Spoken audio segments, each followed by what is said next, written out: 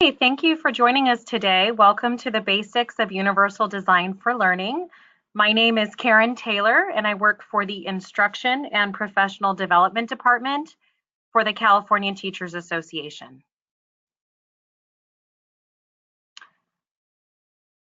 So I just want to go through some housekeeping before we begin the workshop. You should have gotten an email from me about an hour ago to download Kahoot. That is a mobile app that we'll be using today. However, if you didn't download it, that's certainly okay. You can also use your browser screen to play the game. We're going to be giving out 10 books today on Universal Design for Learning, so it's a little contest if you stay with us until the end. If you're watching this as a recording, unfortunately, this is only for the live viewing today. So that's what it looks like. And the other piece of technology and housekeeping I want to go over is just kind of the layout of the workshop. So here you see a little hand. I would like everyone to click that right now for me. Can you go ahead and click that hand, find it and click it?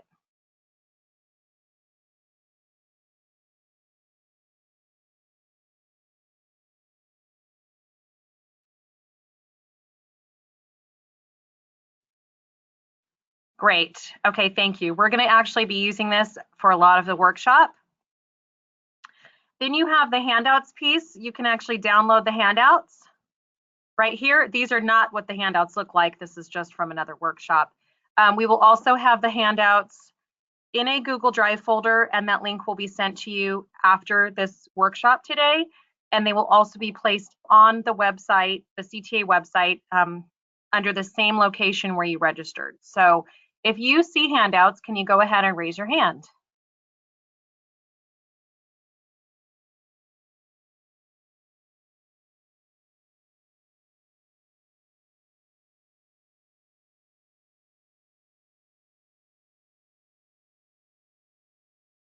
Perfect.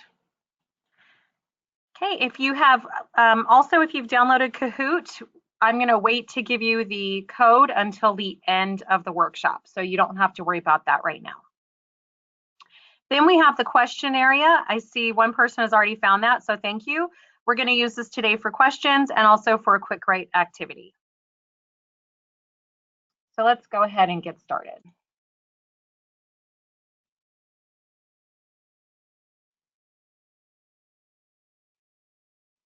I know you guys work so hard, and I love these Ryan Gosling memes, so I just had to share it with everybody because what you do every day is really hard work. And what we're talking about today is not only creating lessons for a diverse group of learners, but also thinking differently potentially about how you're planning.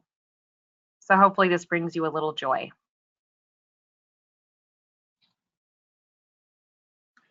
Today's handouts can also be found at this link. So I'm trying to make it really easy for viewers to find the handouts. So I'm just going to give you a few seconds to write that down.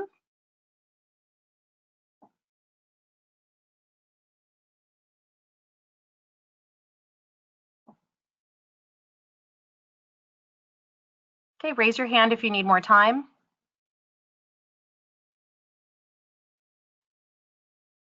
Okay, so a few people need more time.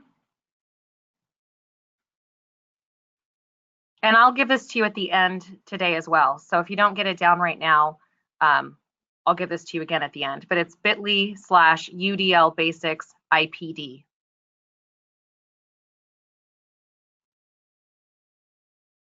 Okay, thumbs up or hands raised if you are ready to go.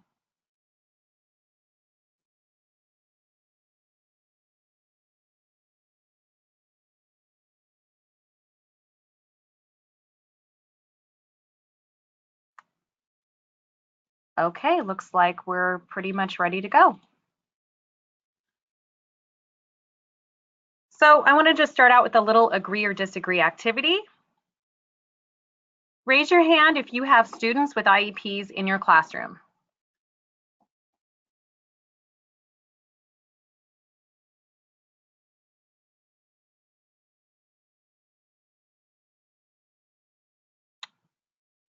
So it looks like about 50% of people online, or 100% of those participating. I can't tell which. Okay, thank you.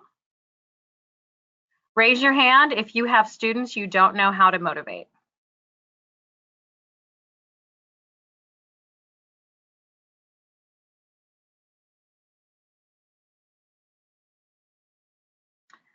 I think every teacher every year has at least one student that they just can't reach, right? Okay, I have gifted students in my classroom. Raise your hand if you have gifted students in your classroom. These could also be students with IEPs, by the way.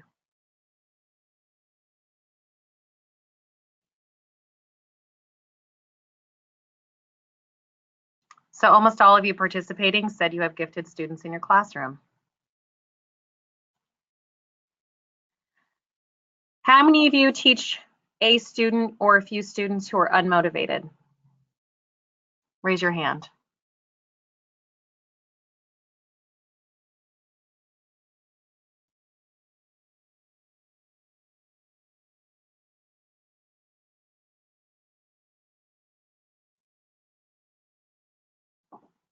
So that was also all of you.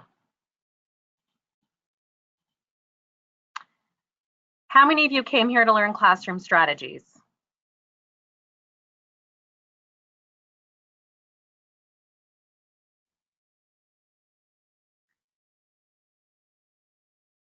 Looks like all of you as well. Fantastic, because we do have classroom strategies today.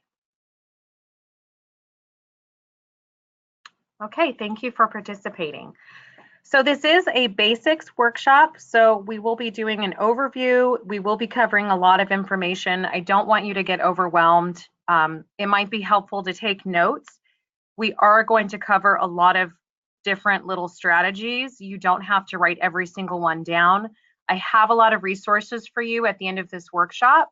So even if you can't remember everything from the workshop, there's a list and there's a chart, and also a Google Drive folder of a lot of different ideas for you to take away today.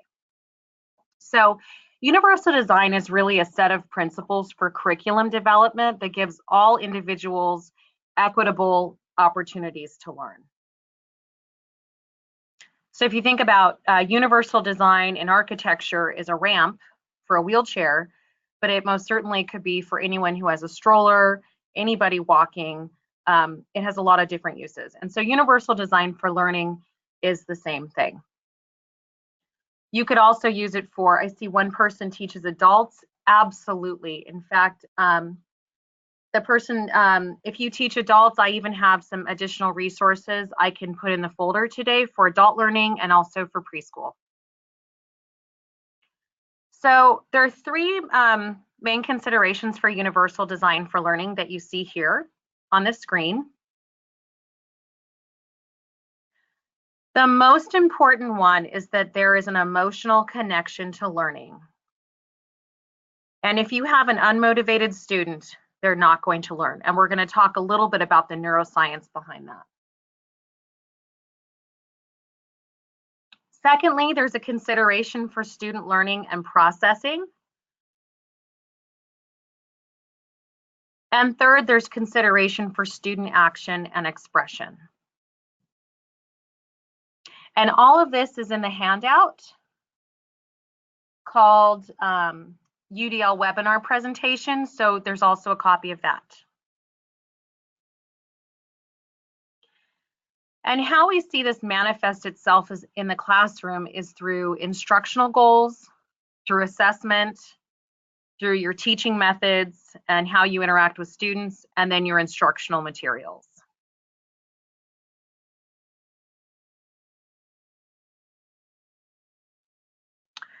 So here's a graphic that kind of shows you how universal design for learning came about with the help of neuroscience. So a group of neuroscientists were doing a lot of research on how students with disabilities could get over some of the barriers that they were facing. And what they found was, and these are researchers at what's called CAST. So cast.org is the website that you could go to find out more about the research. And we'll talk about that at the end. but they found that the barriers actually weren't with the students, they were with the curriculum themselves. And so in looking at how the brain works, they realized that there were strategies and things you could do in your classroom to actually help overcome those barriers. So here you see on the screen 3 different networks. You see the recognition network right here. So that's really how we gather facts and categorize what we see, hear, and read, how we gather information. It's kind of called the what of learning. Then we have the strategic networks. That's planning and performing tasks, or the how of learning. And the most important one are the affective networks. And that's how learners get motivated, challenged, interested, and excited. And that's the why of learning.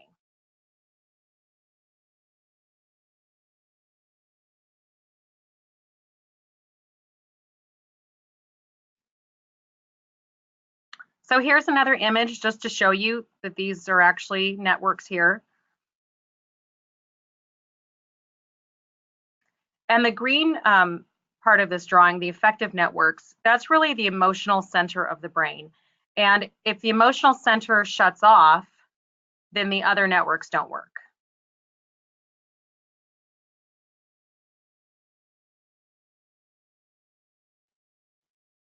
So for students with disabilities, there's research to show that students with learning disabilities actually might find academic situations threatening. And so once that happens, their other networks shut down and they're not able to process information, think clearly, plan, or even receive information. Not that brains are sponges, but their brain just stops. So research has shown that curriculum that's culturally relevant can be helpful. Students need an affirmation of a positive self, especially students of color. The limbic system, which is part of that network, regulates emotion, motivation, learning, and emotional association with memory. And if the negative affective disorder, so if there's a negative disorder with that part of the brain, it does affect the other 2 networks. Okay, and that comes from a book, Universal Design Theory and Practice.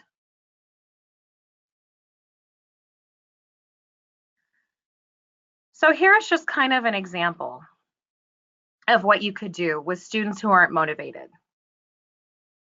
So this is a guide for creating mastery-oriented classrooms. So for some students, it's not actually about focusing on their ability or intelligence, but it's about focusing on effort and strategy use. So here's a great strategy. So when a student succeeds, praise that student's effort and their use of strategies to achieve their goal. And then when they fail, give constructive feedback about effort and strategy use. So this is actually in a folder I'm going to give you, so don't worry about writing everything down. But this is just one way that you can work with students who aren't motivated or who give up easily. And I know everybody has a student who gives up easily. Even some of my own children struggle with that. So you want to de-emphasize the negative consequence of making errors and help them understand it's part of the learning process. I think Common Core has been really helpful with this, but we still have a lot of students who struggle with failure and perseverance. And then instead of praising them for doing well on easy tasks, emphasize the rewards of completing challenging tasks. So that's seen right here. So you will get a copy of this today.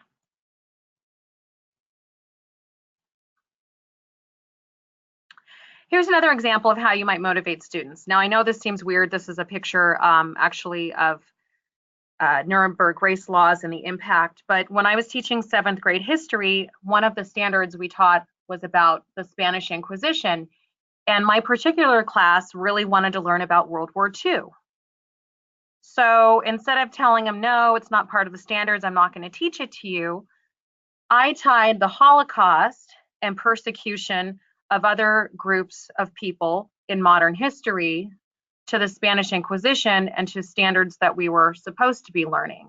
And so really, it was a tool for interest with my students, and I got them interested in the Middle Ages, which is a part of social studies in 7th grade. because they could see the connection to how it was affecting people today or in the past. So even just thinking about what you're teaching, if your students are really interested in a book and it's not really something you teach every year, I would recommend, you know what, go for it. Try something new, because if they're interested in it, they will want to learn about it. So another way to just help motivate students are using programs like Comic Life. So this was actually an assessment. It doesn't look like a regular assessment, but these were students with first and second grade speech levels in sixth grade. But they were really motivated to show what they knew about sixth grade science. As you can see here, consumers like to eat. Because we worked on a program, and I helped the students with this, but we worked on a program that motivated them. And then I was able to, I wasn't able to print copies at school, but I printed copies outside of school, and they were able to take home something that looked professional. And that was really motivating for them. So that's a little bit about the affective networks. So the recognition networks are how we gather facts and categorize what we see, hear, and read. So it's the what of learning.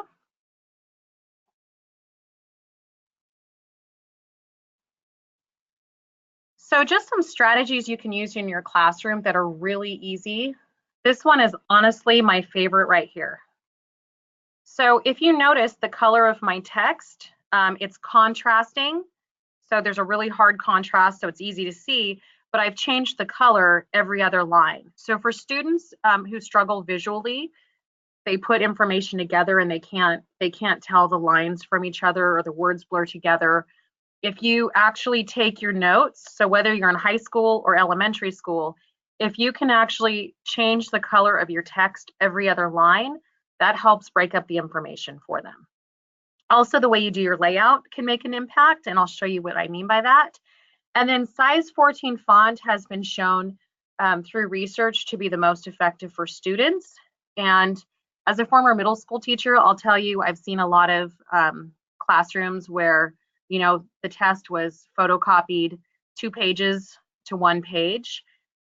That is actually going to cause additional barriers for students who might have a visual impairment, even just for regular processing. If they have to struggle to read the text, now their brain actually has to do an additional task on top of the thinking. So the larger the font, the better.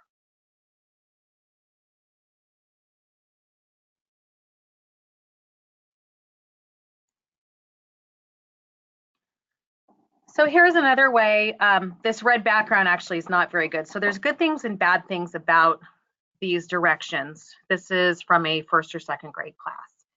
So the positive thing that I see here is that we're actually highlighting words we really want students to think about.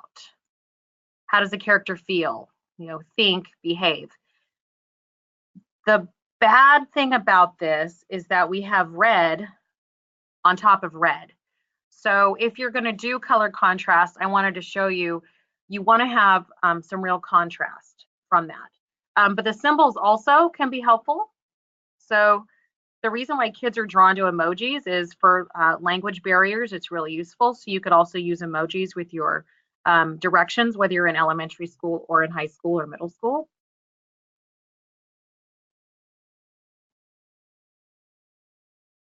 So here's an example of high school of a science activity. So a strategy I love to use is the checkpoints, because this also helps students who struggle with directions, or they're not sure where they're at, they get lost, they can actually physically mark this off. If you notice, and I just want you to take a moment to look at these, the directions are also blocked out on the type of activity and work that they're doing. So like this first rectangle is all the setup of the activity.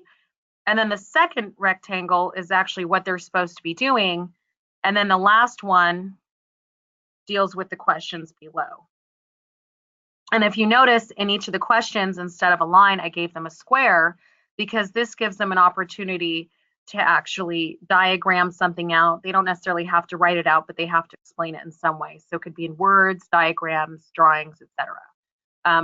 And then here's a sentence frame, which can help our English learners and other students who need help with language. So these are really easy strategies. Some of you might already do this in your classroom. If you do, that's great. Keep on doing it.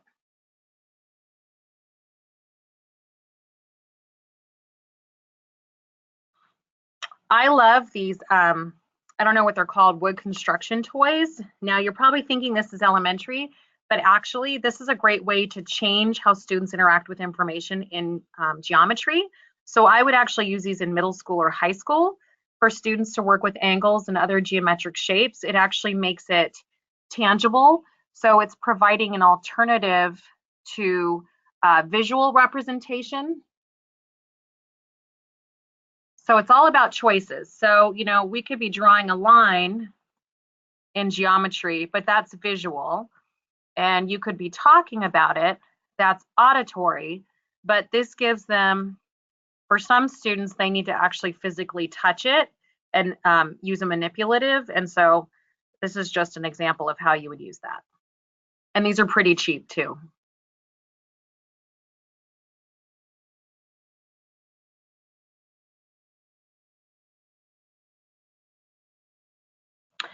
So then the strategic networks, these are planning and performing tasks. So strategic networks really affect executive functions, and I'll give you that definition in a little bit. Fine motor skills and gross motor skills. So if you're teaching things like, you know, cutting scissors, handwriting, typing, those are all the fine motor skills. You are actually physically helping students build their brain in those areas. If you're a PE teacher, you're helping, or a music teacher, art teachers too are helping with fine motor skills, but PE, music, you're helping with gross motor skills. Your students are actually strengthening and enlarging the neural networks in their brain by doing those tasks. So if you think about it, we do a lot of work on fine motor skills and gross motor skills. Where we really don't do as good of a job as we could is on executive functioning.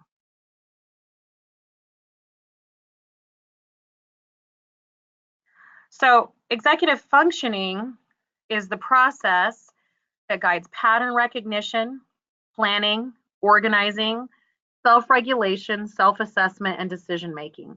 So the easiest way for you to picture this, raise your hand if you have a student that when they open their backpack, like everything just kind of like explodes and like falls out. Anyone have a student like that? I see quite a few hands up.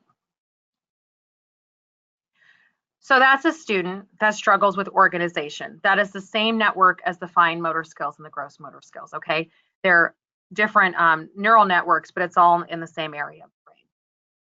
Hey, how many of you have a student who maybe they sit quietly in class when you do a project, but like you spend 4 weeks on a project and they don't get anything done?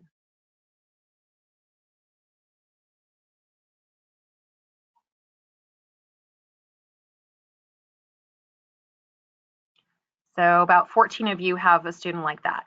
So this would be a student that actually needs help with self-regulation and planning. So I have some strategies for this. Okay, so the strategic networks are the how of learning, and we want to give students choices in how they show what they know. So some of the things you can do: provide multimedia for communication, provide physical manipulatives, comic strips, animations, and I'm going to talk about planning a little bit more. So there are a lot of great websites for virtual math manipulatives or even virtual math graphing calculators. At a certain point, your students are going to go beyond automaticity with their math facts, and they may never get there depending on their working memory issues or other things going on. If they need a tool, let them use it, because ultimately we really want to work on those higher level thinking skills. And the problem I've seen in special ed classrooms is that we keep kids like working on their math facts year after year after year, and at a certain point we need to just give them the multiplication chart and a calculator, teach them how to use the calculator, and teach them the higher level math. So this is where I think a lot of us, because of maybe how we were taught in our classes, but we don't give them enough tools for construction and composition. And if you think about it, how many of you use your cell phone calculator on a regular basis?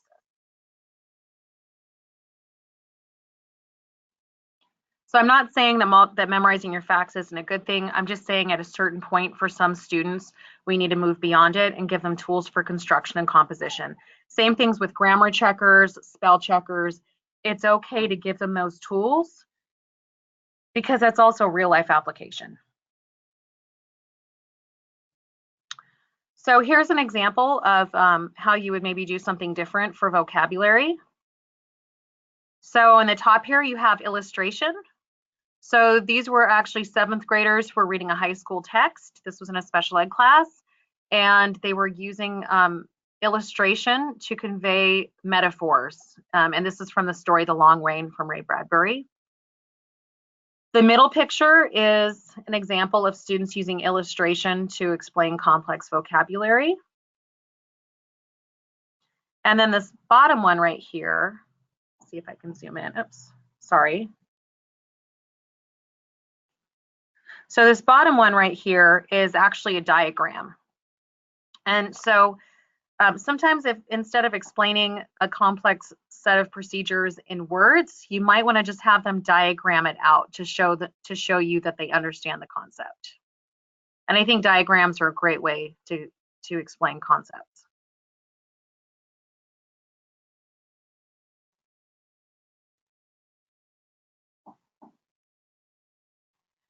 So here's an idea for guiding appropriate goal setting. Once again, we have the little checkoff sheet or the little checkoff mark.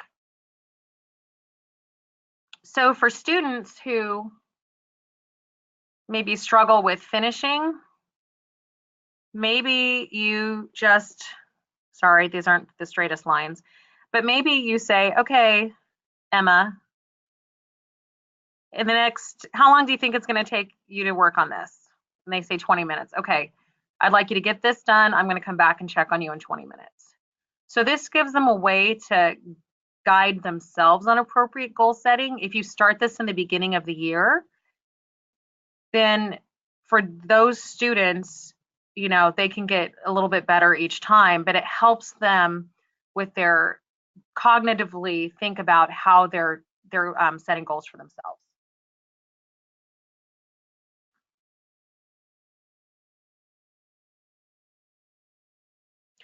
Okay, so it's time to stop and think.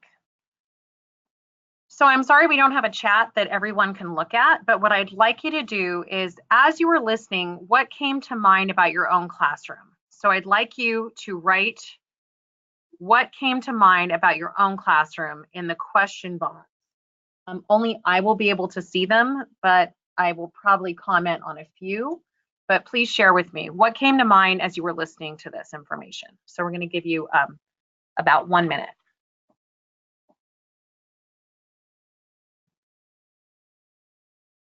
If you're listening to the recording, you can go ahead and fast forward a minute.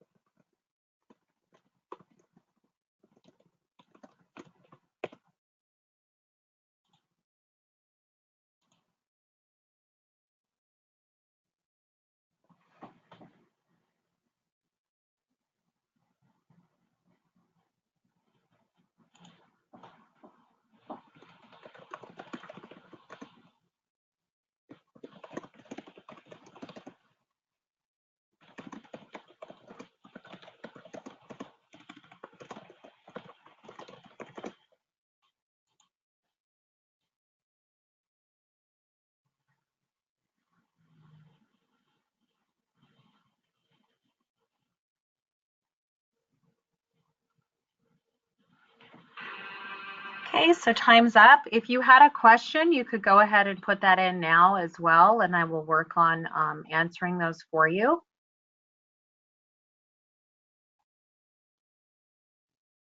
So a few people mentioned holding students accountable for their own learning, using more manipulatives.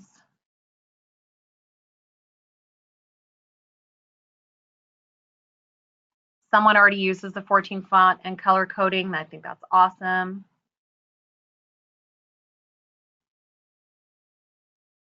So thanks for sharing with me, you guys. So if you have a question about what you've heard so far, you can go ahead and type that in. I don't always get to all the questions during the workshop, but I certainly answer them afterwards. So here are the Universal Design for Learning guidelines from CAST. So we just kind of covered, the part of the brain and a little bit of what it looks like and what you could do. But CAST really has it laid out into these really fantastic guidelines. And I actually gave you a copy of this in the handouts. And you can also see this online. And we'll look at that a little bit later because I have the link for you. But if you look here, so I just want you to take a look at this chart.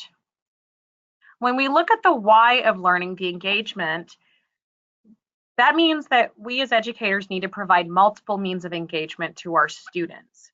So yes, it is about recruiting interest, but look it's also about options for sustaining effort and persistence. So there's that kind of metacognitive learning process. And then also self-regulation. This is where we're helping in self-regulation, students who give up easily or they don't finish because they kind of give up or they think it's too hard, so they don't try. This is a good one right here. So it is, yes, about recruiting interest, but it's about these other things as well. And it's also about making learning challenging. So we want expert learners who are purposeful and motivated. Then the second piece was this multiple means of representation. This is how you would, someone asked me about teaching in different ways in their classroom. So this is where you would want to focus if you were interested in presenting information in a different way. This is what you would focus on, would be this principle right here. So there's providing options for perception. That's either the visual, the auditory, the way information is displayed. That's language and symbols. So that's all kind of the vocabulary, the syntax piece, using multiple media. And then comprehension. So helping with comprehension, understanding text, analysis, and things like that. So that's how you're teaching. You're teaching in multiple ways. And then the action and expression, that is actually how students are showing you how they have learned information. So you're providing options for physical action, expression and communication, and once again, executive functions. So my suggestion for you would be to take this chart and think about where are the barriers for your students? Where would you like to work on? And maybe just take one of these and work on it this school year. I mean, it's Universal Design for Learning has a lot of different strategies. So just take one and really focus on it in your class and see how it goes.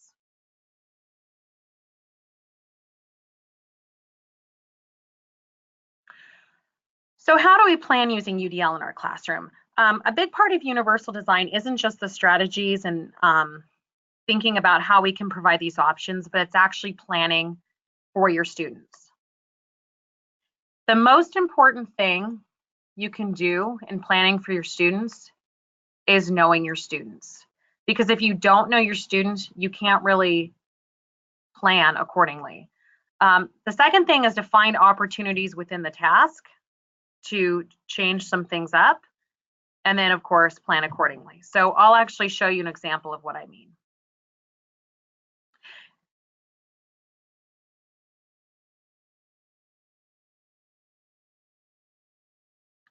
So we're going to look at a performance task, and you don't have to read this whole slide, but we're going to look at a performance task because I think a lot of teachers are using them, and it's kind of an easy way to pick out how you might change some things.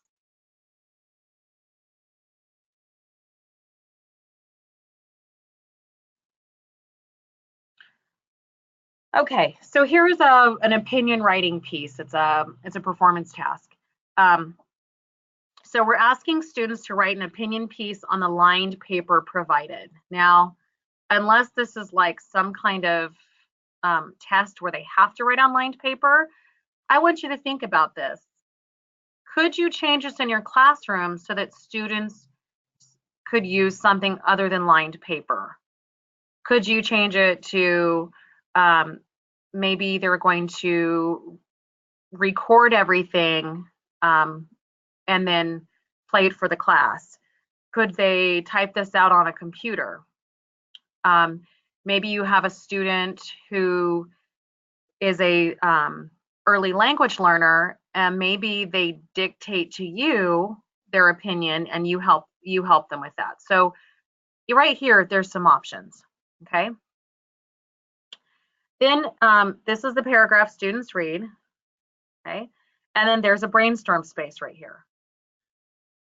So if we were to look back at 5.2, composition and construction, and this is where it gets a little deep, and I know we don't have a lot of time today, but you just think about how could your students brainstorm? These directions tell students to use any kind of web chart or brainstorm graphic they know, but that comes with a lot of assumptions. So we don't know at the beginning of the school year what kind of charts or brainstorm graphics our students really know. So part of that responsibility then is to teach them some strategies. And then secondly, there are a lot of virtual tools out there that your students could use to organize the information.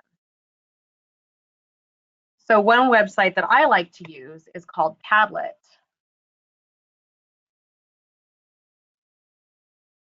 And I'm going to pull it up here for everyone just to see real quickly.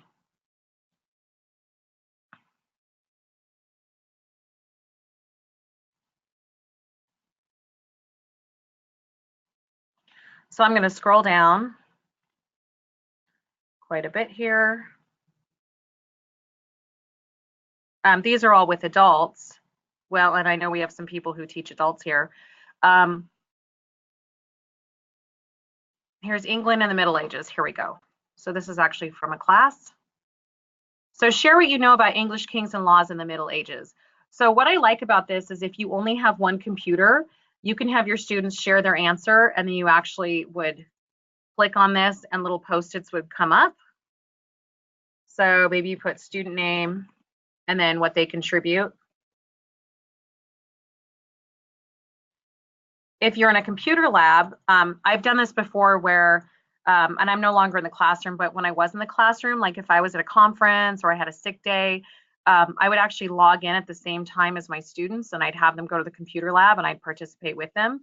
But you could certainly brainstorm like this. So there's a lot of different ways you can use this. If you're one-to-one, then this is super easy because you just share the link and everyone goes to it. But you can move this around. So then you can also have them start organizing their information by idea. So you can either do this as the teacher yourself up at the front, or you can do it in a one-to-one environment. You can do it in a computer lab. There are a couple different ways. You can have students get out their devices. There's an app now for Padlet. You can even have students sharing, and then they're all working on one graphic digitally. And I love this for the classroom. It's a really great tool, and it's super easy, and it's free.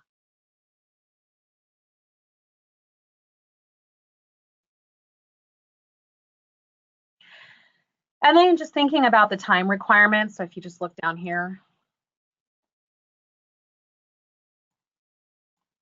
So this task is supposed to be completed over 8 weeks.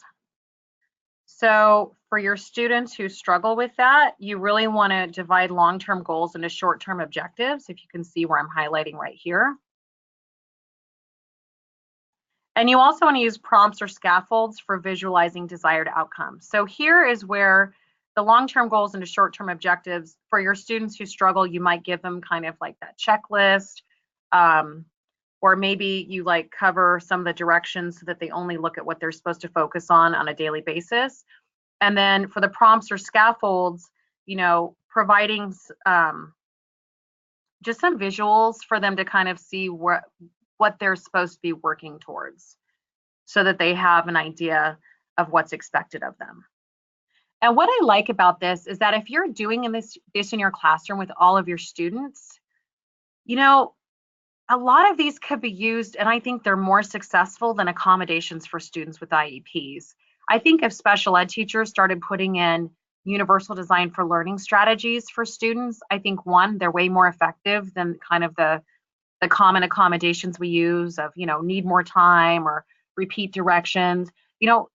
We use those over and over again, but do they really work? I think these strategies definitely work better for students with IEPs where they struggle with this, but they also work for gifted students, for general ed students, for English learners. They work for a variety of students. And if we incorporate these types of strategies into our teaching, then it doesn't become a lot of extra work, by just accommodating a few students. So we can certainly start using these types of strategies on a regular basis. And then once you've done this a couple times, you get better at it, and then you kind of have it in your repertoire.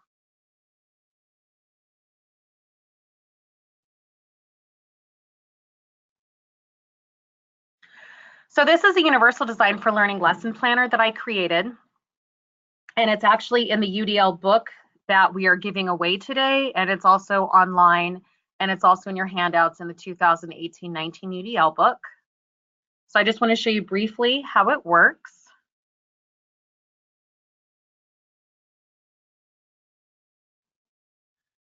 So the first part of it is, what do my students know? What do they need to know? So this is where you would think about, okay, and I used a 6th grade math standard for this, but 80% of the class is ready to move to this. Some will need support, so you would put their names there. And you want your students to find the greatest common factor of 2 whole numbers less than or equal to 100. It's a 6th grade math standard. And I've taught this math standard before. So what should my students be able to do as a result? You want them to be able to choose 2 whole numbers and find the greatest common factor. That's your goal. And they should know that that's their goal as well. So you're helping them be metacognitive about their learning.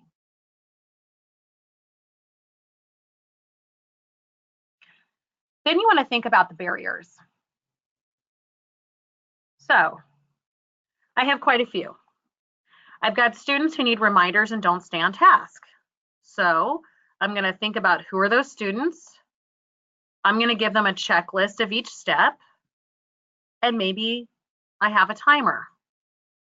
I used to have a really big timer up at the front of my classroom. It's visual. I really like that. But you could also have like the little sand timers that you can place on their desk or something like that. Or you could have them set their cell phone. Then motivation. I've got 3 students in this class who need to be challenged. So I'm going to make sure I give them harder numbers and higher numbers to work with. You might have students with poor auditory processing. How do you know this? They probably have an IEP, or you've just from deduction, like they need you to repeat things multiple times. They don't do well with verbal instructions. So you probably want to have a video for them. Like you could create one on Educreations. I used to do that. I would actually, or I would use my smartboard in my classroom. I would record the lesson as I was teaching, and then I could actually save it, and then the students can watch it over and over again. So because they have a hard time processing that information, by hearing. Organization skills. So I have a student who might need a graphic organizer. So maybe all of my notes for that day will actually be on a graphic organizer. That kind of kills one bird, bird with one stone. And then students who haven't memorized their facts. Remember, I talked about tools for composition and construction. I'm going to give those students a multiplication chart. And maybe they already know that they need help with that. So it's something that on a regular basis, they get out themselves. So you're not having to do so much work of walking around the classroom. You're kind of helping them be self-sustainable. Because I think that's really important too. We have to create independent learners. So how will I teach this in different ways? So the first way is going to be listing values in order. So if you're familiar with this method, you basically take the number and you think about all the multiples and you put them in order. Now that takes a lot of mental math. So for students who don't have that mental math down, they might struggle with it. So that actually might be your last way to teach it, actually. Another way you're going to teach it is the prime factorization tree. So this is where you actually factor it out in a tree. And then I actually have a way that I used with students in special day class that worked really well. It was actually a Venn diagram method. So for support for students who can't do mental math, you might give them a list of 1 through 10 so they can cross off each number as they go through the factoring process. 1 times 40, 2 times 20, then they have to think about 3, and then they would cross that off, and then 4 through 10. Now that sounds kind of long, but for a student who doesn't have, who has short-term memory issues or doesn't have the mental math down, that actually might help them get through it much quicker and also more independently without you having to come over there so much and without them getting frustrated.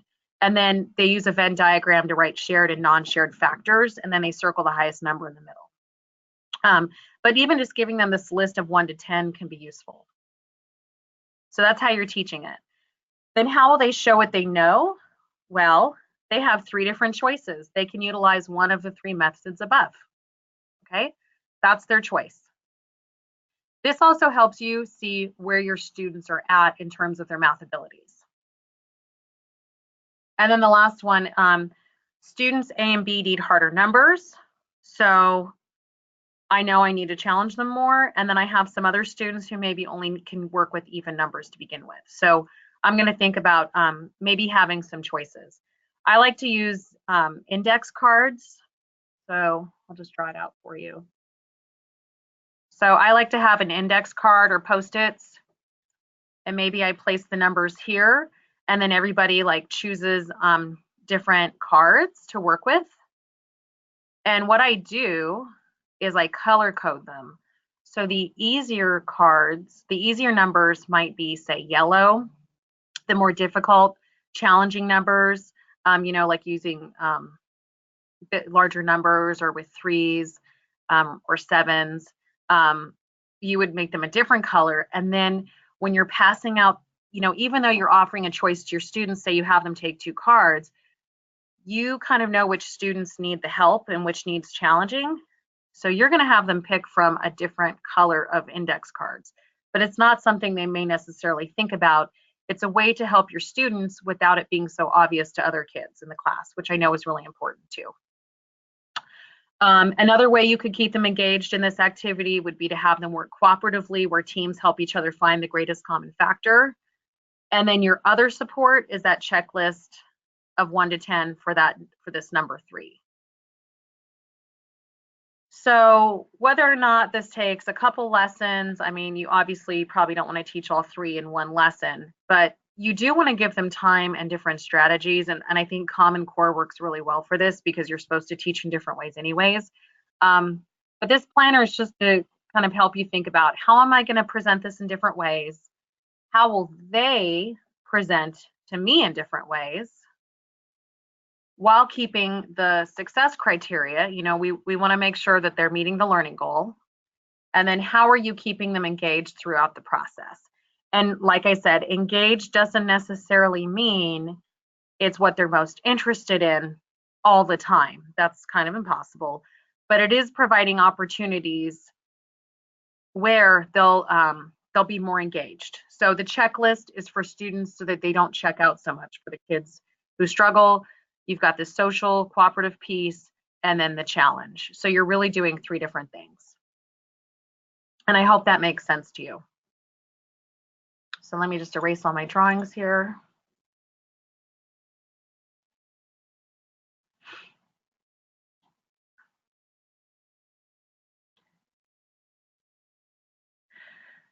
So I think just a point to make is that if we could focus on effort, improvement, and process versus just test scores and external evaluation, think about if you did this from kindergarten or TK all the way through 12th grade, how your students would react by the time they got to high school in dealing with different problems in school.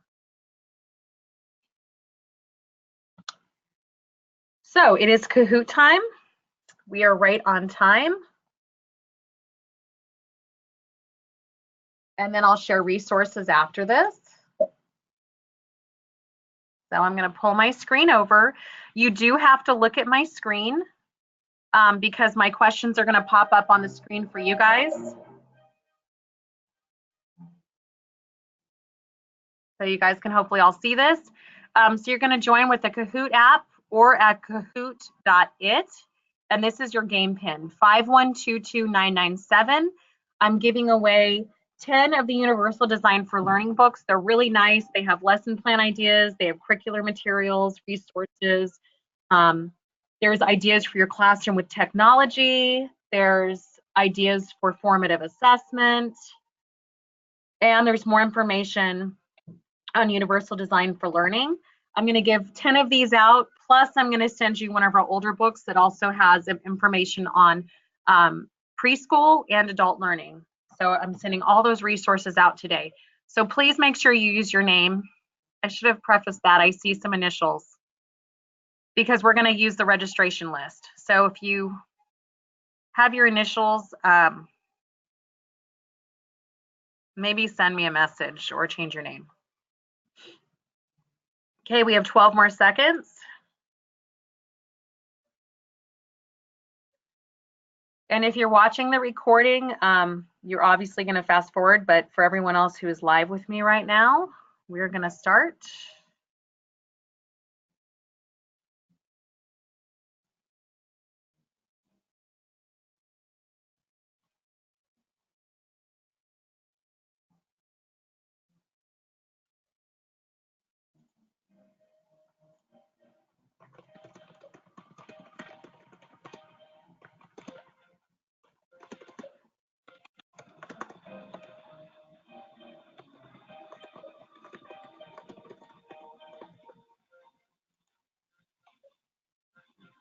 Okay, we're about ready to go.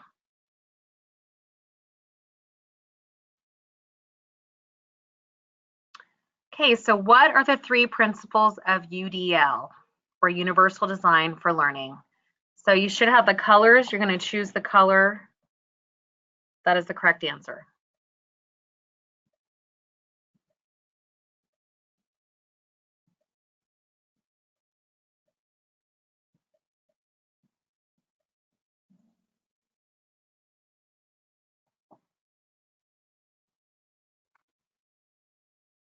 Congratulations, Kyle, you're number 1. So how might you change how you represent information? More than one answer may apply.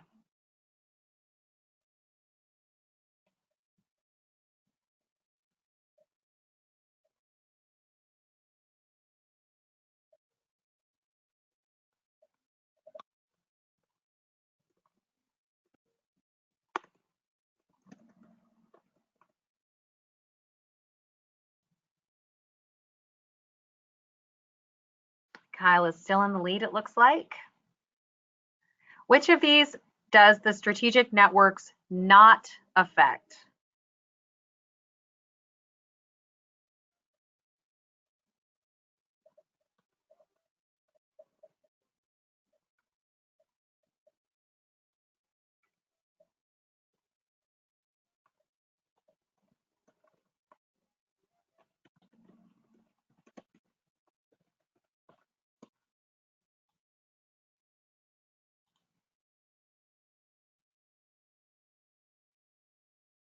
What is most important in utilizing UDL in your lesson planning? I said this a couple times today.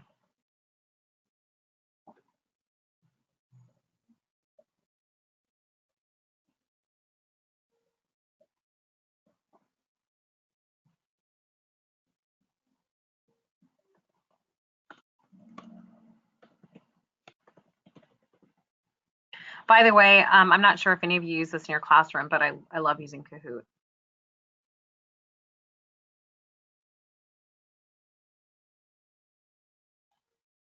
Okay, and the last question. Which principle is the most important according to CAST?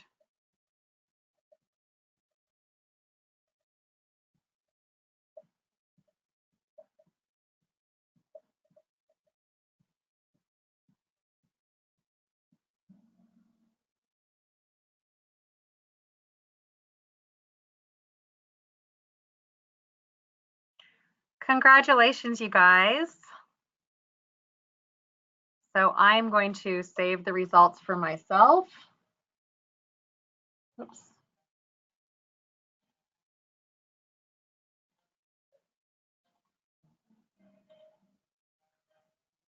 Sorry here, I'm trying to manage a bunch of different screens. So we're actually going to stop this. Okay, so I'm going to download the results and we will send the top 10 people the quiz. So thank you for participating.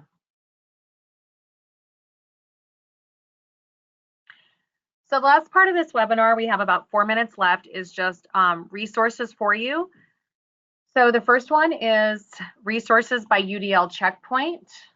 And that's actually a Google Drive folder that I have. And I have taken all of the checkpoints, and it's certainly a work in progress. It's not finished.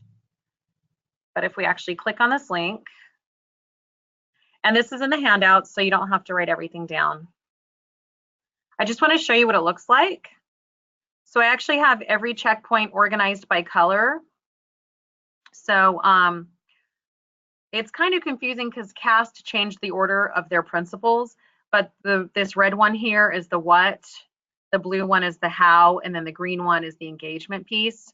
So if you just click on a folder, if you looked at checkpoint 8.1, there's information here on rubrics for success. Or if I want to go to 2.5, I have some information and videos on simulations and science demos, and also an elementary 10-frame floor mat activity that you can make yourself. So there's a lot of different things for high school, elementary, and other levels of learning. So there's that. Then there's a resource list by strategy. This is coming in your book. So it's websites and ideas. So if we look at a strategy of interactive models here,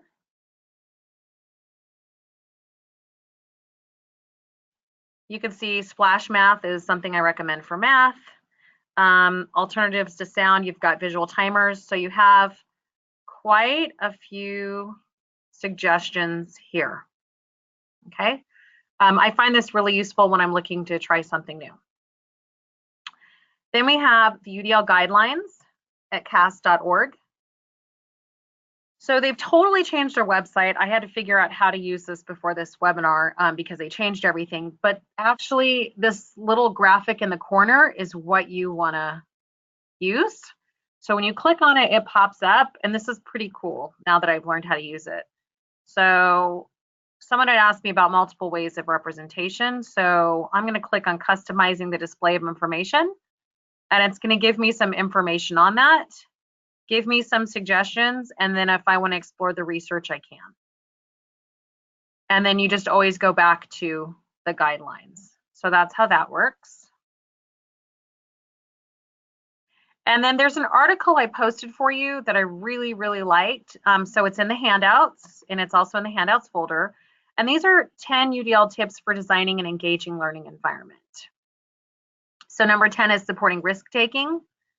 And so it tells you, what it is, try it, and then what to ask yourself.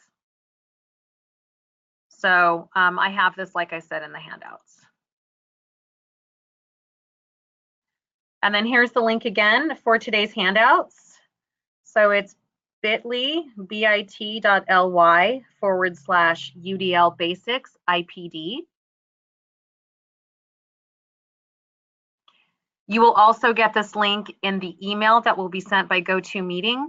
So GoToMeeting is going to, I have it set up, it should work, but it's going to send you a copy of today's webinar, so it'll be recorded. And it will also, in the email, it will send you this link. If for some reason you don't get it, you want to go to our website where you registered, so cta.org/IPD. You will click on trainings. And right here under Basics of Universal Design for Learning, instead of register online, by Friday, we will have changed it. So we'll have the link to the video and we'll have the link to the resources. I'm also working on getting the videos uploaded to YouTube so that they have closed captioning for our members who need the closed captioning option. So I just want to let you know I'm working on that as well, because that is really important, and that's a feature of Universal Design for Learning. So here are my sources. I really recommend this book, Universal Design for Learning Theory and Practice. It's a free book. If you access it online, just Google it. And we have our next webinar in November. So it's on, I believe it's on November 14th from 4 to 5 o'clock. It's behavioral, actually, I think we've moved the time. It's maybe 3:45 now. It's on behavioral strategies. I'm going to have 4 teachers who actually work specifically on social emotional learning and on behavioral strategies with elementary students. So it is geared towards elementary only. But they're going to share with you their best strategies and practices for the classroom. So please share that information with your colleagues. And we really appreciate you joining us today. Have a wonderful evening and a wonderful school year. Talk to you later. Bye-bye.